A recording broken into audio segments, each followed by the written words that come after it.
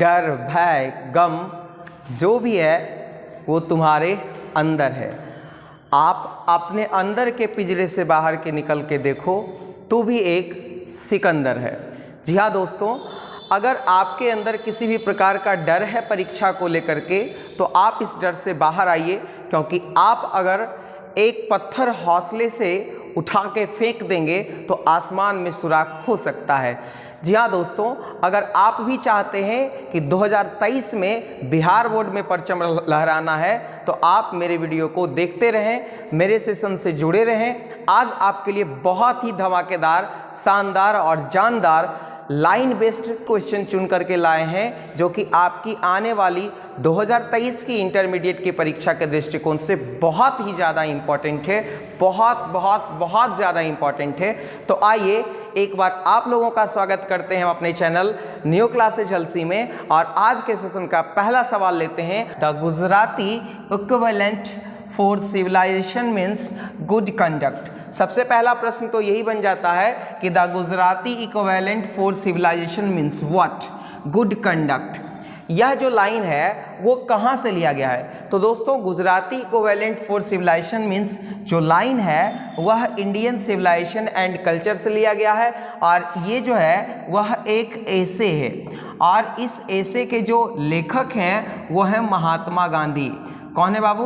महात्मा गांधी हैं। आइए बात कर लेते हैं, गुजराती यहाँ पे किन को कहा गया है? तो गुजराती यहाँ पे गांधी जी को कहा गया है। किन को कहा गया है?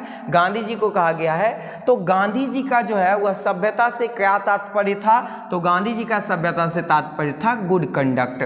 चलते हम लोग अगले प्रश्न की ओर। हमारा अगला क्वेश्चन है, creeds and a school in avians is a line from. ये भी काफ़ी इंपॉर्टेंट लाइन है कि creeds and a school in avians जो लाइन है वो कहाँ से लिया गया है? तो यह लाइन जो है वह सॉन्ग ऑफ माई सेल्फ से लिया गया है। कहाँ से लिया गया बाबू? सॉन्ग ऑफ माई सेल्फ से, जिसके लेखक कौन है? Walt Whitman. कौन है बाबू? Vault Whitman. और ये कहाँ से बिलोंग करते हैं? तो ये अमेरिका से बिलोंग करते हैं। कहाँ से बिलोंग करते हैं बाबू? अमेरिका से बिलोंग करते हैं। और इनकी एक बहुत ही महत्वपूर्ण रचना है लीव्स ऑफ ग्रास। इनकी एक और रचना है जिसे हम लोग याद रखेंगे, ड्रम टैप्स। इनकी एक रचना है। अब बात कर लेते हैं creeds and a school in avians का मतलब क्या होता है कि लेखक जो है वह किसी भी प्रकार के जो बैड थिंग्स हैं, जो जातिगत सोच है, जो नस्लगत सोच है, जो धर्मगत सोच है, उनसे जो है वह परहेज रखना चाहते हैं और उनसे दूरी बना करके जो है वह खुद में मग्न रहने की आदत डालना चाहते हैं। यानी जो भी बुराइयां हैं, जो भी इविल्स है, उसको थोड़ा सा अवॉइड करना चाहते हैं पोएट। तो इस प्रकार से इस प्रश्न का राइट आंसर हो जाएगा ऑप्शन नंबर सी। चलते हैं अगले प्रश्न की ओर। Go to Greece, where is the world famous Attic civilisation.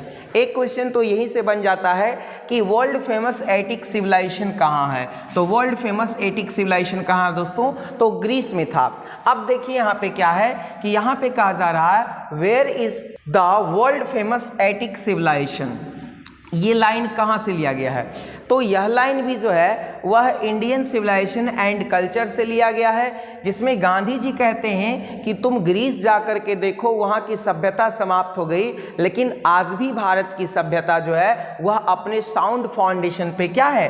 कायम है। यानी भारत की सभ्यता बिल्कुल भी नहीं बदली है। तो इस प्रकार से इस प्रश्न का right answer option number A हो जाएगा। चलते हैं हम लोग अगले प्रश्न की ओर। हमारा अगला क्वेश्चन है, I please my loyalty to my country irrespective of religion or language is a line from। यह जो लाइन है वह कहाँ से ली गई है? तो दोस्तों ये line Bharat is my home से ली गई है। कहाँ से ली गई है? भारत इज माई होम से। और यह एक स्पीच है। भारत इज माई होम क्या है बाबू? एक स्पीच है जो कि डॉक्टर जाकिर हुसैन के द्वारा लिखी गई है। किनके द्वारा डिलीवर की गई है? डॉक्टर जाकिर हुसैन के द्वारा। और कब की गई है? 1967 में, जब वो भारत के प्रेसिडेंट बने थे।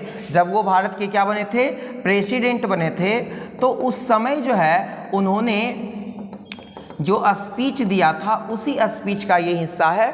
और वहीं पे वो कहते हैं कि मैं पूरी निष्ठा से अपने देश की शपथ लेता हूं कि मैं जो है धर्म या भाषा के आधार पर बिना भेदभाव किए हुए अपने देश के विकास के लिए, अपने देश के लिए काम करूंगा।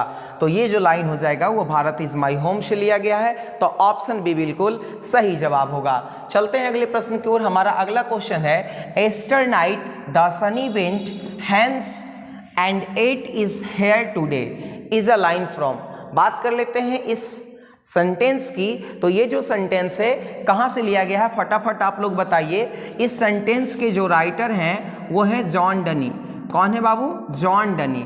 और जॉन डनी के बारे में हमको सबसे ज़्यादा जो इम्पॉर्टेंट बातें पता है वो ये कि यह एक मेटाफिजिकल पोएट हैं, मेटाफिजिकल पोएट हैं। ये बातें आप लोगों को भी पता होनी चाहिए। दूसरी बात पता होनी चाहिए कि यह जो लाइन है वह sweetest love I do not go से लिया गया है। यह एक लिरिकल पोएम है। जॉन डनी कहाँ से बिलोंग करते हैं? तो जॉन डनी इंग्लैंड से बिलोंग करते हैं। तो इस प्रकार से हम लोगों को थोड़ी बेसिक जानकारी रखनी है। यहाँ पे पोएट बताते हैं, अपनी प्रेमिका को समझाते हुए, कंसोल करते हुए कहते हैं कि देखो कल सूर्य चला गया था और फिर आज वापस आ गया है, तो मैं भी थोड़े समय के लिए जा रहा हूं और तुरंत ही तुम्हारे पास वापस आ जाऊंगा। चलते हम लोग अगले प्रश्न की तरफ। क्वेश्चन है, this dual effort will give to the life of our state a special flavour. यह जो लाइन है किससे लिया गया? तो बात कर लेते हैं इस लाइन के अर्थ की। तो डॉक्टर जाकिर हुसैन जब 1967 में प्रेसिडेंट बने उस समय जो स्पीच दे रहे थे, उस स्पीच में ये लोगों से अपील कर रहे थे कि आप जो है वह काम के जो दो एस्पेक्ट हैं, work has two aspect according to doctor Zakir Hussain. उन्होंने कहा था work for oneself and work for society. ये बातें किसने कही थी? ये बातें डॉक्टर जाकिर हुसैन ने कही थी कि आप खुद के लिए भी काम कीजिए, इंडिविजुअल के डेवलपमेंट के लिए भी काम कीजिए और सोसाइटी के डेवलपमेंट के लिए काम कीजिए। तो यहाँ से एक क्वेश्चन ये भी बन सकता है कि according to doctor Zakir Hussain how many aspects of work? तो 2 aspects, work on oneself और वर्क फॉर सोसाइटी।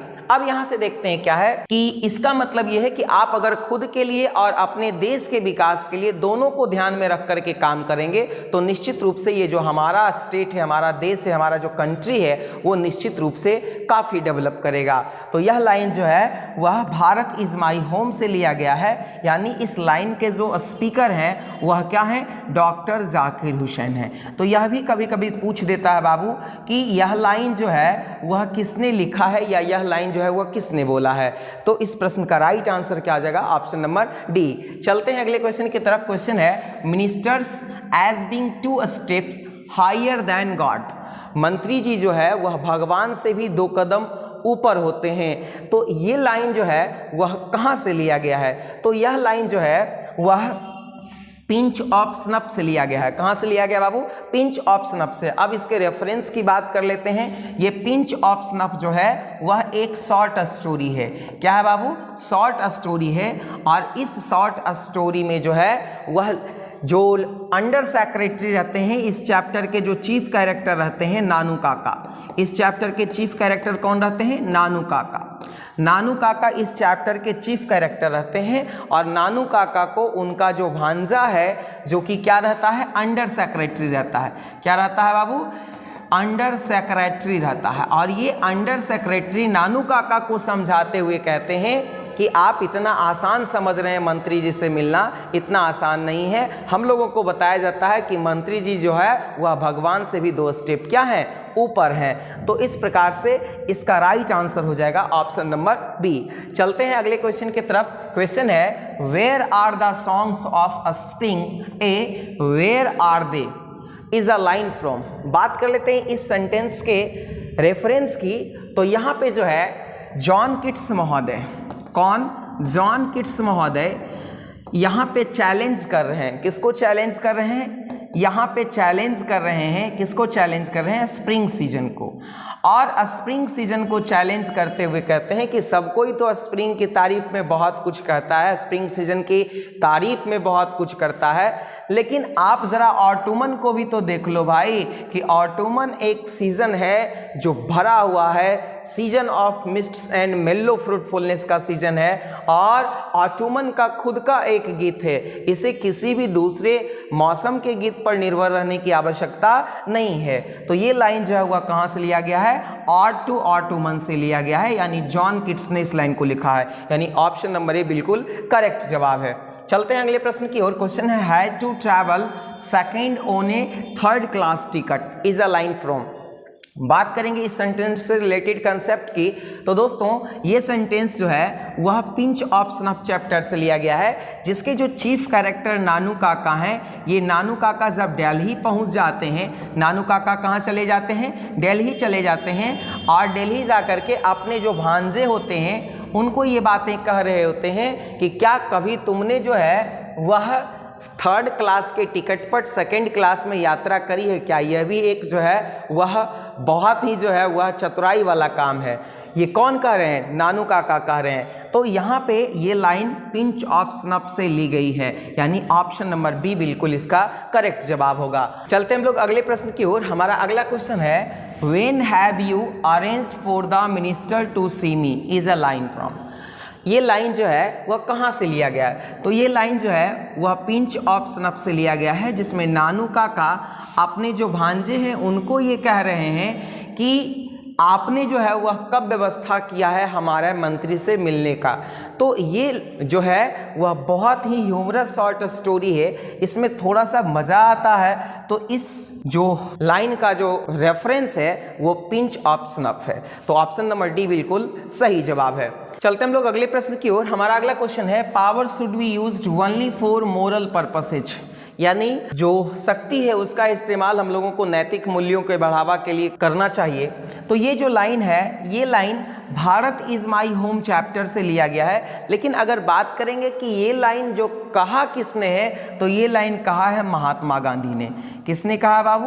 तो ये लाइन महात्मा गांधी जी का है। और इस लाइन का जिक्र कौन कर रहे हैं? तो भारत इज़ माई होम जो स्पीच है, इस स्पीच में डॉक्टर हुसैन कर रहे हैं। ये इस लाइन का जिक्र करके लोगों को जो है वह एड्रेस कर रहे हैं। चलते हम लोग अगले प्रश्न की ओर। हमारा अगला क्वेश्चन है in hearts at peace under an English heaven. इस लाइन के बारे में बात करेंगे। ये लाइन द सोल्जर पोएम से लिखा गया है। कहाँ से लिया गया है? द सोल्जर पोएम से लिया गया है, जिसमें एक सैनिक जो है, एक सोल्जर जो है, वह अपनी इच्छा को जो है वह एक्सप्रेस कर रहा है कि मरने के बाद वो क्या चाहता है। और वो ऐसा कहता है कि यदि वो मर जाता है तो ये जो अंग्रेज़, ये जो इंग्लैंड जो धरती है वो जन्नत जैसी है। इस जन्नत जैसी धरती में वह शांति से जो है वह क्या करेगा? निवास करेगा। तो यह लाइन जो है वह द सोल्जर पोएम से लिखी गई है या ली गई है। और ये जो द सोल्जर पोएम है वह एक सोनेट है, जो कि 14 लाइन्स की एक पोएम होती है। 14 लाइन्स की क्या होती है बाबू? पोएम होती है। और ये 14 लाइन्स 8 और 6 का होता है। 8 लाइन को हम लोग ऑक्टेव और 6 लाइन को हम लोग क्या कहते हैं? सेस्टेट कहते हैं। और ये एक वार सोनेट है। हम लोगों को ये ध्यान में रखना है कि इसमें जो है वह इंग्लैंड धरती को जो है वह बार बार फोकस किया गया है। चलते हम लोग अगले प्रश्न की ओर। हमारा अगला प्रश्न है here is a reward for you there is nothing like honesty. ये लाइन कहाँ से ली गई है? किस पार्ट से लिया गया है? तो सबसे पहले इसके रेफरेंस की बात कर लेते हैं। नानू काका जो है वह जब सिक्का ऑटो डीलर के यहाँ चले जाते हैं और धोबी को कुछ बता करके जाते हैं, तो नानू काका जो है वह धोबी को ये बात कहते हैं, जब धोबी उनको चेक जा कर के थमाता है 1000 रुपये का, 1000 रुपये का 1000 का चेक जब उसको उनको थमाता है, तो वहाँ पे धोबी को वो पैट करते हुए ये बातें कहते हैं कि तुम बहुत ईमानदार हो, तुम्हारे जैसा ईमानदार व्यक्ति मैंने नहीं देखा, इसलिए तुमको तो कुछ न कुछ पुरस्कार देना बनता है। तो ये लाइन जो है वह पिंच ऑफ स्नफ चैप्टर से लिया गया है, जिसमें नानू काका धोबी को ये बातें कह रहे होते हैं और उनको रिवार्ड के रूप में कुछ सिक्के देते हैं, यानी ऑप्शन बी बिल्कुल सही जवाब है। अगले प्रश्न की तरफ चलते हैं। क्वेश्चन है we have also become in certain respect progressively less like animals is a line from. बात कर लेते हैं यहाँ पे, देखिए यहाँ पे ये जो लाइन है वह ideas that have help Mankind से ली गई है, और इसमें जो है वह बर्ट्रैंड रसेल ये बातें कह रहे हैं कि जो है वह बहुत सारे ऐसे मुद्दे हैं जिन मुद्दों में अभी हम जानवरों से कम डेवलप किए हैं, ठीक है ना। तो यहाँ पे राइट आंसर हो जाएगा ऑप्शन नंबर बी। बात कर लेते हैं बर्ट्रैंड रसेल के बारे में, तो ये हिस्टोरियन भी हैं, मैथमेटिशियन भी हैं, ये बातें हम लोगों को याद रखना है। और बर्ट्रैंड रसेल को 1950 में क्या मिला है, नोबेल प्राइज़ भी मिला है। तो ये सब बहुत ही इंपॉर्टेंट क्वेश्चन है जिसे हम लोगों को याद रखना है। ये हिस्टोरियन भी हैं, इतिहासकार भी हैं, तो ये सब बहुत ही ज़्यादा वाइटल क्वेश्चन है। चलते हैं अगले प्रश्न की ओर। हमारा अगला क्वेश्चन कहता है he seldom sees his visitors without a previous appointment. बात कर लेते हैं इस लाइन की, तो ये लाइन भी जो है वह a pinch of snuff chapter से ली गई है, जिसमें नानू काका चीफ कैरेक्टर होते हैं। मैं बार बार कह रहा हूँ ये बहुत ही ज़्यादा इंपॉर्टेंट क्वेश्चन रहने वाला है।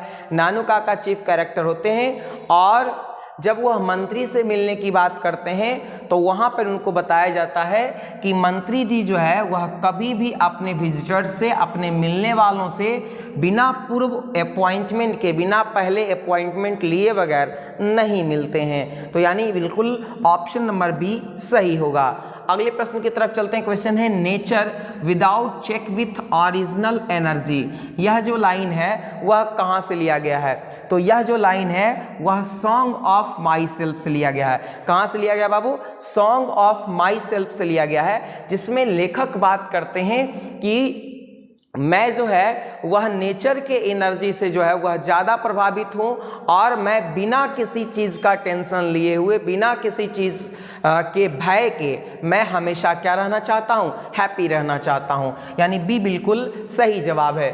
अगले प्रश्न की तरफ चलते हैं। क्वेश्चन है 1963 is not an and but a beginning. ये लाइन जो है वह आई हैव ए ड्रीम से लिया गया है। कहाँ से लिया गया बाबू, आई हैव ए ड्रीम से लिया गया है, जो कि एक क्या है, स्पीच है, और ये speech Martin Luther king junior ने दी थी। कहाँ दिया था, तो लिंकन मेमोरियल हॉल में दिया था। अब यहाँ पे वही बता रहे हैं कि 1963 ऐसा नहीं कि हमारे स्ट्रगल की समाप्ति है, बल्कि हमारे स्ट्रगल की क्या है, शुरुआत है। तो इस प्रकार से ऑप्शन नंबर सी बिल्कुल सही जवाब होगा। चलते हैं हम लोग अगले प्रश्न की ओर। हमारा अगला क्वेश्चन है clearly infant and mother mortality is greater in traditional births is a line. यहाँ पे क्लियर कट ये बताया जा रहा है कि इन्फेंट मतलब शिशु और मातृ मृत्यु दर जो है वह पारंपरिक जो जन्म की पद्धतियां हैं उसमें अधिक थी। तो ये लाइन जो है वह कहाँ से लिया गया है, तो ऑब्वियस सी बात है ए चाइल्ड इज बॉर्न से लिया गया है। और ए चाइल्ड इज बॉर्न क्या है, एक ऐसे है जो कि जर्मेन ग्रीर के द्वारा लिखी गई है। किनके द्वारा लिखी गई है, जर्मेन ग्रीर के द्वारा लिखी गई है। और जर्मेन ग्रीर एक फेमिनिस्ट राइटर रहती हैं। कैसी राइटर रहती हैं, फेमिनिस्ट राइटर रहती हैं। और कहाँ से ये बिलोंग करती हैं, ऑस्ट्रेलिया से। कहां से बिलोंग करती हैं, ऑस्ट्रेलिया से। चलते हम लोग अगले प्रश्न की ओर। हमारा अगला क्वेश्चन है and if America is to be a great nation this must be true. बात कर लेते हैं इस लाइन की। यहाँ पे अमेरिका का जिक्र किस में किया गया है और इस लाइन का मतलब क्या है, तो and if America is to be a great nation this must become true का मतलब है कि अगर अमेरिका को एक महान राष्ट्र होना है तो उसे निश्चित रूप से जो है वह इन बातों पर ध्यान देना होगा। किन बातों पर, तो निग्रो को आज़ाद करना होगा, काले और गोरे के बीच जो भेद है उसको समाप्त करना होगा। तो निश्चित रूप से ये लाइन जो है वह कहाँ से ली गई है, आई हैव ए ड्रीम से, यानी ऑप्शन नंबर सी बिल्कुल करेक्ट है। चलते हम लोग अगले प्रश्न की ओर। हमारा अगला क्वेश्चन है his helplessness is a measure of the freedom which the press enjoy. यह लाइन जो है वो कहाँ से ली गई है, तो सबसे पहले फ्रीडम और प्रेस की बात करते हैं। तो यहाँ पर इस दोनों वर्ड से ये साफ पता चल रहा है कि how free is the press से लिया गया है, और जो कि एक क्या है बाबू, तो जो कि एक ऐसे है, और इस ऐसे के जो लेखक हैं वो दो टी.एल. सेयर्स हैं। कौन है बाबू?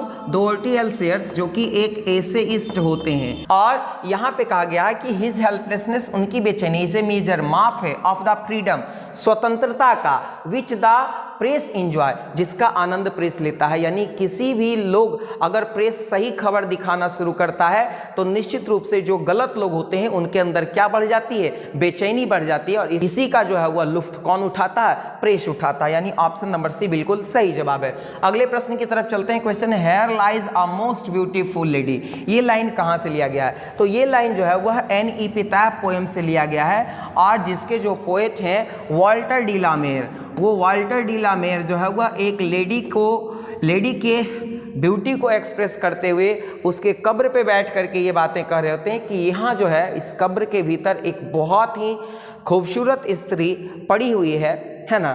तो यहाँ पे राइट आंसर हो जाएगा ऑप्शन नंबर बी। अगले प्रश्न की तरफ चलते हैं। क्वेश्चन है, I have a dream that one day every valley shall be exalted. यहाँ पे ये साफ तौर पे स्पष्ट रूप से पता चल रहा है कि आई हैव ए ड्रीम, मेरा एक सपना है। तो ये लाइन जो है वह आई हैव ए ड्रीम से लिया गया है, जिसमें मार्टिन लूथर किंग जूनियर कहते हैं कि मेरा एक सपना है कि एक दिन ऐसा आएगा जो गोरे और कालों के बीच में जो खाई है वो खाई जो है वह क्या हो जाएगी? समाप्त हो जाएगी। यानी ऑप्शन सी बिल्कुल सही जवाब है। चलते हम लोग अगले प्रश्न की ओर। And as we walk we make the please that we shall always march ahead. ठीक है, and as we walk we make the please that we shall always march ahead. ये लाइन जो है वह कहाँ से ली गई है? तो ये लाइन जो है वह आई हैव अ ड्रीम से ली गई है, जिसके लेखक मार्टिन लूथर किंग जूनियर हैं, जो कह रहे हैं कि अगर हम लोग आगे चलते हैं तो हम लोग ये शपथ लें कि हम लोग हमेशा आगे बढ़ेंगे, किसी भी परिस्थिति में पीछे नहीं हटेंगे, चाहे जिस भी परिस्थिति से हमको सामना करना क्यों ना पड़े। तो यहाँ पे राइट आंसर हो जाएगा ऑप्शन नंबर बी। अगले प्रश्न की तरफ चलते हैं। क्वेश्चन है, but any rate it is something that distinguishes us from the brutes. कहते हैं आखिर कुछ तो है जो हमको जंगली चीज़ों से, जंगलीपन से हमें अलग करता है, यानी जानवरों से हमें अलग करता है। कुछ तो है ऐसा। ये बातें जो है वह कौन कह रहे हैं? Ideas that have help Mankind में जो है वह बर्ट्रैंड रसेल महोदय कह रहे हैं। यानी ये लाइन कहाँ से ली गई है? Ideas that have help Mankind से। चलते हम लोग अगले प्रश्न की ओर। हमारा अगला क्वेश्चन है, the domestication of animals was the invention of agriculture. ये लाइन जो है वह कहाँ से ली गई है? तो ये लाइन जो है ideas that have help Mankind से ली गई है, जिसमें डोमेस्टिकेशन ऑफ एनिमल्स और इन्वेंशन ऑफ एग्रीकल्चर की बात की गई है।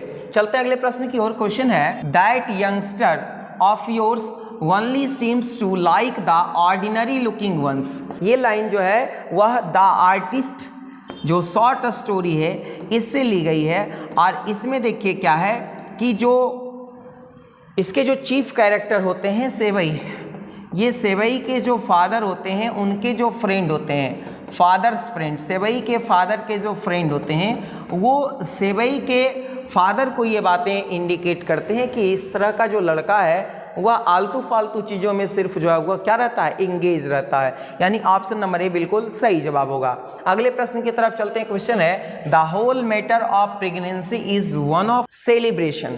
ये लाइन जो है वह कहाँ से ली गई है? तो जाहिर सी बात है, प्रेगनेंसी है, चाइल्ड बोर्न की बात की जाएगी, तो ये लाइन जो है वह चाइल्ड इज बोर्न से ली गई है, जो कि एक ऐसे है, और एसेइस्ट कौन है? तो जर्मन ग्रीन। ऑप्शन बी बिल्कुल सही जवाब है। अगले प्रश्न की तरफ चलते हैं। क्वेश्चन है, fancy a lad spending his time playing around like that with God's.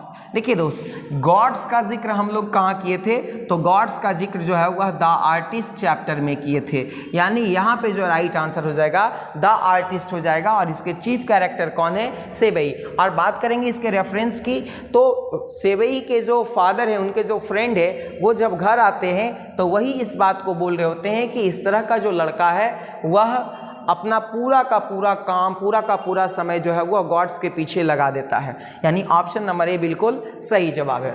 हमारा अगला क्वेश्चन है, this sort of things is the responsibility of the family. कहते हैं इस प्रकार की जो चीज़ें हैं वो परिवार की जिम्मेवारी है। तो ये बातें जो है वह टीचर कह रहे होते हैं किस स्टोरी में? तो द आर्टिस्ट में कह रहे होते हैं जब सेवई को गॉड्स पॉलिश करते हुए पकड़ लिया जाता है। यानी ऑप्शन ए बिल्कुल सही जवाब है। तो दोस्तों उम्मीद करते हैं कि आपको ये वीडियो काफ़ी अच्छा लगा होगा, और यदि ये वीडियो अच्छा लगा है तो आप लाइक और शेयर करना ना भूलें। आप ज़रूर से ज़रूर कमेंट करके बताइए कि आपको ये वीडियो कैसा लगा। Thank you.